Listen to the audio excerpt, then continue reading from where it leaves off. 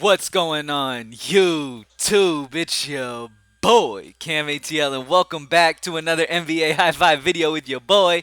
Drop a like down below because I already know you're going to love it. Subscribe to the channel if you haven't already. Thank you guys for joining me for this Monday's slate breakdown real quick. As you guys know, I'm just going to put this high five in for what I like right now.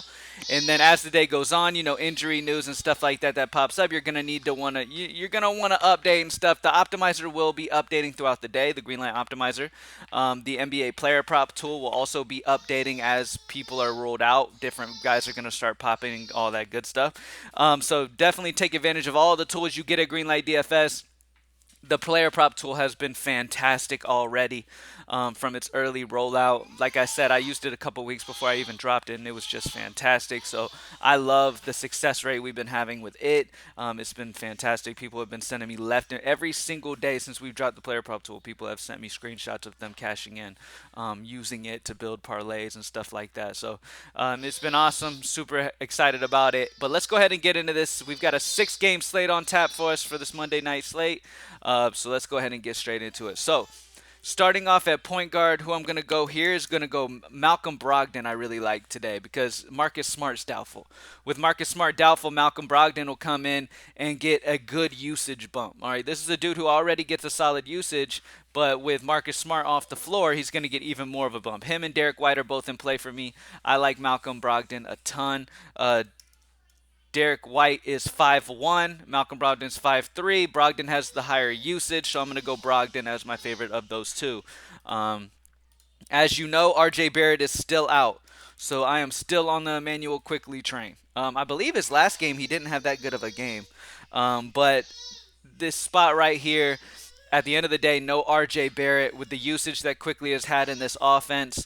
It's just a fantastic spot here for him to shine. I have him projected at almost 6x at 6'2". The matchup's not ideal against one of the better defenses in the league in Milwaukee, but it's still the opportunity is there. And really, with these NBA players, the most important thing is grabbing guys in the best opportunities who are getting opportunities to shine with like usage bumps or anything like that. Because at the end of the day, they're all professional basketball players. They can all shine regardless of matchup. All of these guys can shine if they get the opportunity. All right. So Emmanuel Quickly, especially a guy who is not scared to put shots up at 6'2", I feel pretty good about him, his possibility of getting to that 36 range. So I really like Emmanuel Quickly. Next up, I'm going to grab a value play here, and it's Daniel Gafford I really like at center. And then I'm going to grab my other value. Najee Marshall is another guy. I mean, not necessarily value. He's mid-range, but still. Najee Marshall at 5'5". You've got Zion out, Ingram out.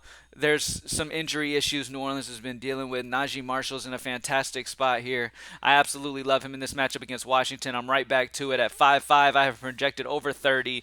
I really like his potential here. He could hit that 6x mark tonight. So Najee Marshall is a good option with the injuries that they have there. Daniel Gafford's been absolutely destroying. He's 4'7". Dude's been dropping like 30s consistently. He's still just too cheap at 4'7" with the amount of points that he's consistently putting up left and right. So this is a solid spot for him as well. So Daniel Gafford at 4'7", I really like him as well as like a lowish mid-range guy. You know what I mean? To be able to get that balance and then still get a stud in here. Now, my favorite spend up is probably going to be LeBron James because when you look at the spend up options, LeBron's the one getting that injury bump. You know, no Anthony Davis is a big deal here for the Lakers. Anthony Davis is a guy with a 30% usage rate. You take him off the floor, that's a ton of usage having to go to someone, and obviously it's filtering down to LeBron James. So this game right here against Denver should be a good one. I believe Vegas has it as a 10-point spread, but I'm thinking it probably stays a little closer than that. LeBron, at the end of the day, with no Anthony Davis, is the stud that is getting a solid usage bump through injury. So that is what gives him the nod over the other options for me. But when you look at the other spend ups on the slate that are really popping for me, I've got Jokic at the very top, then Giannis, then Julius Randle, who's also getting the injury bumps.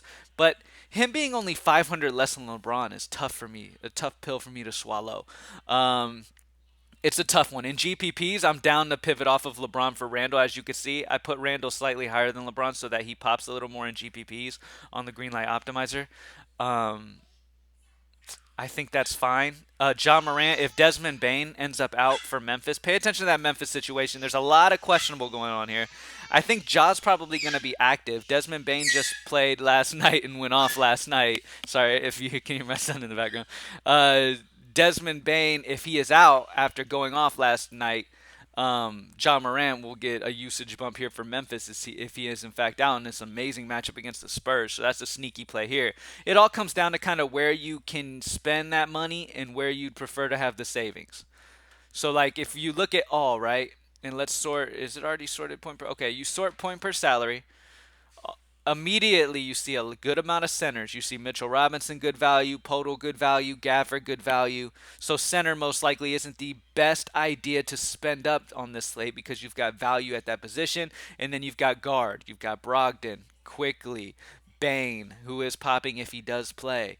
You've got some forwards, Doug McDermott, Marshall. So you've got some options, but number one, you immediately see, okay, it looks like the best value is going to be at center. Some of the best value is going to be at center, and then you immediately see a few guards too. So I like spending at forward because I don't love Doug McDermott. I do like Najee, but you're having to spend on him, so he's not necessarily the best value. So I like kind of grabbing that forward as my spend up as well. That's another reasoning there as well. So that's just another way that you can, navigate the slate and decide where you want to spend the money and where you don't, at what position and whatnot. Because roster construction is honestly one of those bigger things in this game as well. It's super important to kind of see where the value is and see where it is necessary for you to spend up or where maybe you should, grab value at that position and spend up at a different one. If this slate just had nothing but center and forward value, then you would immediately know, okay, guard's where I want to spend up today because there's not value at guard, the value's at forward, that type of thing. Vice versa. If all the value's at guard, then you want to grab a forward. You know what I mean? Stuff like that. So anyway, thank you guys for joining me. We got Malcolm Brogdon at point guard with no Marcus Smart. His usage is going to go up there. Emmanuel Quickly, no R.J. Barrett. Najee Marshall, no Zion, no Ingram. LeBron James, no A.D. Daniel Gafford, no real injury bump. Well, I mean, you got Bradley Beal out, I guess, but no real injury bumps unless Beal's back. I can't remember if Beal's back or not, but I don't think he is. Um, but really, it's just a price play here for the opportunity. The dude's been fantastic. So, if you want to get off of Gafford for somebody getting a real injury bump, then you could go like a Podol if Keldon Johnson is out. You can go like a Mitchell Robinson with R.J. Barrett out, one of those two guys, if you want to pivot that way. But I do love the price for Gafford. It really opens things up for my lineups, and he's a guy that I've had a good bit this morning. And like you see, I haven't projected almost 28, so he's a fantastic spot. All right, thank you guys for joining me as always. GreenlightDFS.com. Join the squad. Let's have a big week, and I'll talk to y'all later. Peace.